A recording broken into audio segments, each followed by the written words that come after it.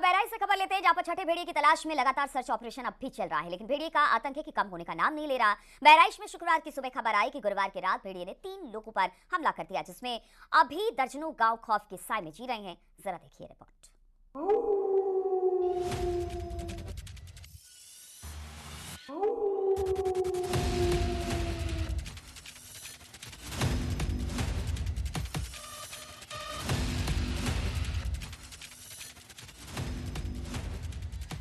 एक तरफ पूरा वन विभाग समेत पूरा प्रशासनिक अमला आदमखोर भेड़िए की तलाश में दिन रात एक कर रहा है,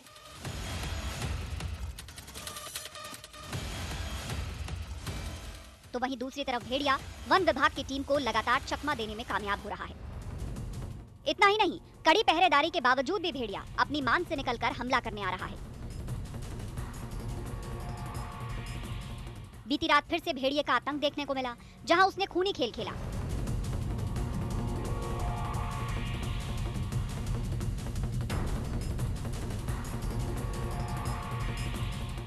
आदमखोर भेड़िए ने बहराइच में 3 अलग-अलग जगहों पर हमले किए। पहली घटना लगभग रात 11:40 की है, जहां सिगिहा नशीरपुर गांव में 30 साल की महिला पर हमला हुआ। भेड़िए ने गुड़िया नाम की महिला पर अटैक किया।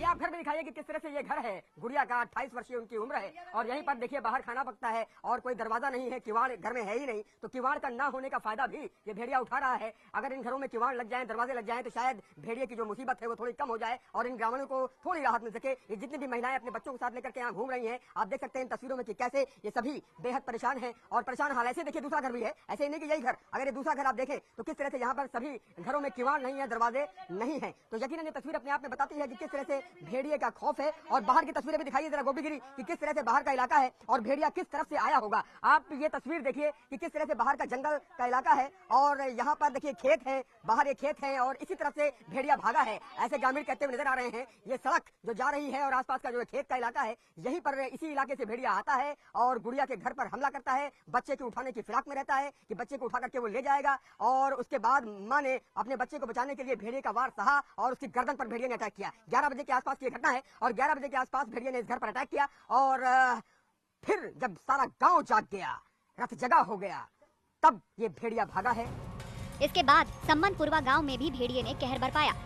रात करीब 1:30 बजे भेड़िया फिर हरकत में आया और 40 साल की महिला पर हमला हुआ। आदमखोर भेड़िया यहीं पर नहीं रुका। नरकोटवा गांव में सुबह करीब 4 बजे भेड़िया फिर एक्टिव हुआ और 6 साल के बच्चे पर हमला किया। ये सभी गांव एक दूसरे के 5 किलोमीटर के दायरे में आते हैं। भेड़िए के हमले में घायल हुए लोगों को अस्पताल में भर्ती कराया गया है। हम बच्चे लेके गोद में लेटे थे और लेट नहीं रहे, मोबाइल आदमी जलाया था, बस हमको जैसे आवा तैसे नटे दाबा, तैसे हम चिल्ला के बाद रोने लगे। तब सब कोई दौड़े, तब वो भेड़िया माँ जंधरी में पिल गए, पीछे मकई लगी है। भेड़िया ही था? भेड़िया थे जी। कुत्ता उत्ता तो नहीं था? नहीं जी, कुत्ता उत्ता नहीं, भेड़िया ही। लोगों के चेहरे पर खौफ साफ पढ़ा जा सकता है।